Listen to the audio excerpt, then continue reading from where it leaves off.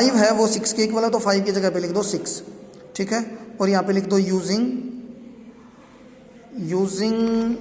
Second and fifth, using second and fifth, 2 और 5 का प्रयोग करके हमने ये रिजल्ट लिखा है।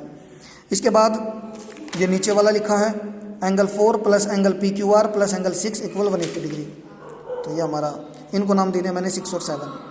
अब इस 7 में से 6 घटा दो या 6 में से 7 घटा दो, तो सब्ट्रैक्ट 6 फ्रॉम 7, तो 7 में से 6 को माइनस किया तो पहले ये 7 लिखा है, फिर माइनस में ये जो 6 है, यानी ये 7 वाली 4 प्लस PQR प्लस 6, देखो 4 प्लस PQR प्लस 6, इसमें से माइनस किया है 4 माइनस QRS माइनस 6, तो इनको माइनस करेंगे तो निशान सारे बदल जाएंगे, -4 minus QRS minus 6 equal 180 degree में से 180 डिग्री माइनस कर दिया।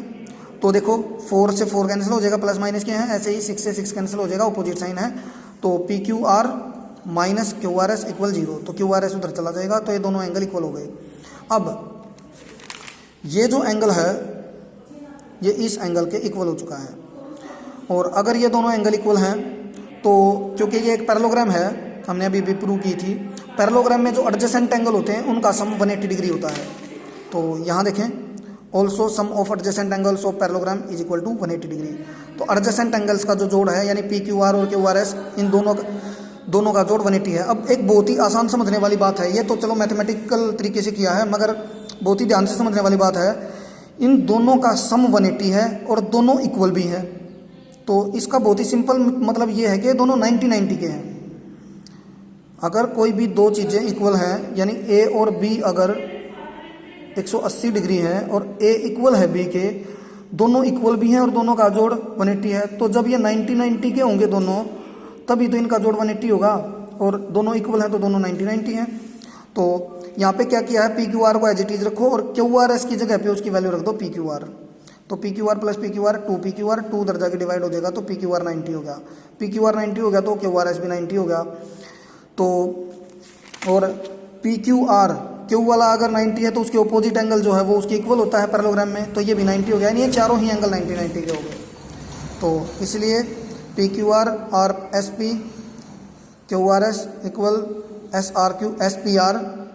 SPQ ये 90 डिग्री के हो जाएंगे।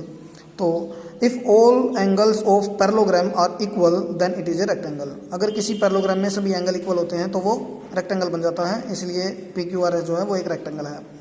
इसका दूसरा तरीका भी है इस सम को करने का। आप क्या कर सकते हैं, यहाँ पर इसको ज्वाइन कर लें, A को C से मिला दें। अब ट्रायंगल ले लो DAC ट्रायंगल में S इस DA का मिड पॉइंट है और R इस DC का मिड पॉइंट है।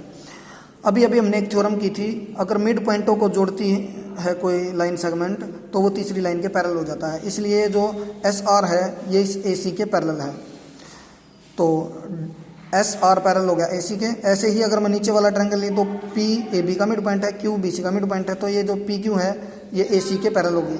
ये लाइन भी इसके पैरेलल है, ये लाइन भी इसके पैरेलल है, तो इसका मतलब ये SR जो है ये PQ के पैरेलल हो गया। इसी प्रकार अगर मैं इस लाइन को ज्वाइन करूँ तो मैं प्रूव कर सकता हूँ RQ पैरेलल है PS के, तो ये लाइन इस लाइन के पैरेलल है, ये लाइन इस लाइन के पैरेलल है। अगर अपोजिट लाइन पैरेलल होती हैं तो पैरेललोग्राम बन जाता है। तो आप इस प्रकार से भी इस सम को कर सकते हो। मैंने कॉन्ग्रुएंसी वाला मेथड यूज़ किया है, आप ये मिड पॉइंट थ्योरम भी लगा सकते हो। अभी हम एक सम और करेंगे, 5th सम।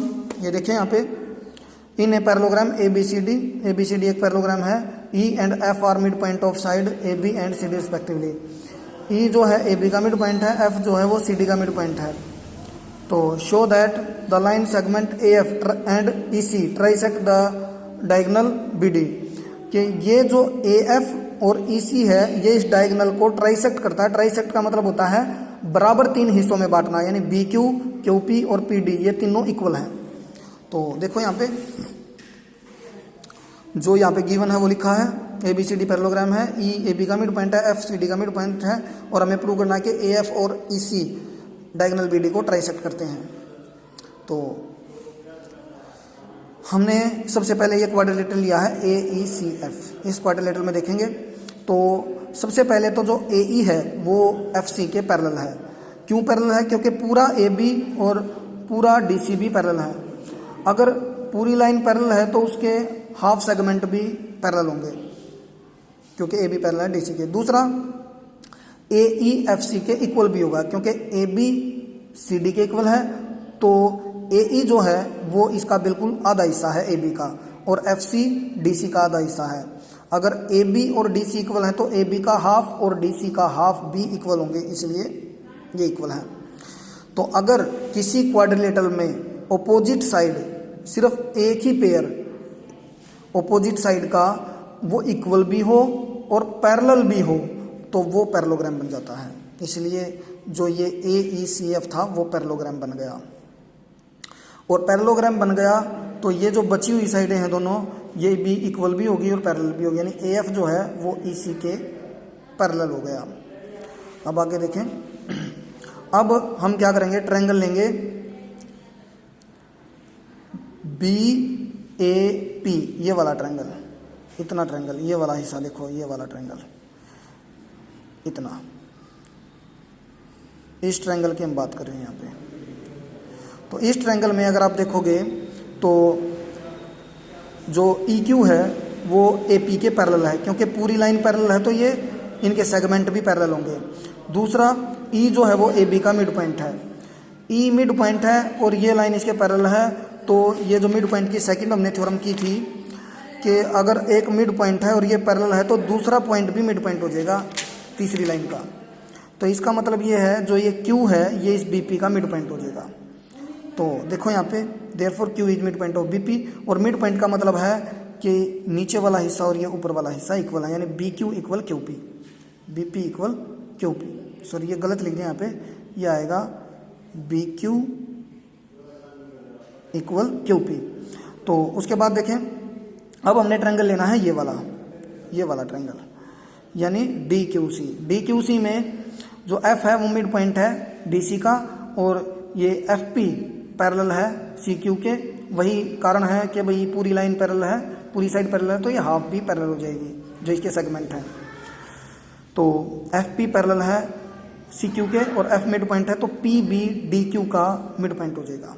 तो यहाँ पे देखें, in triangle D Q C F is mid point of D C, P F parallel Q C, तो P is mid point of D Q. तो क्यू पी इक्वल हो जाएगा पी डी के।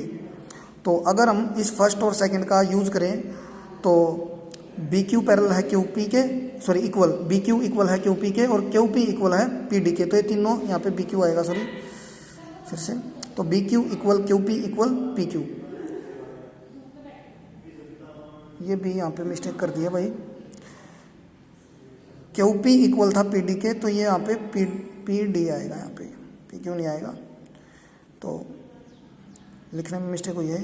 तो देखो यहाँ पे पी डी ही था, तो B Q equal Q P, B Q equal Q P and Q P equal P D, Q P equal P D.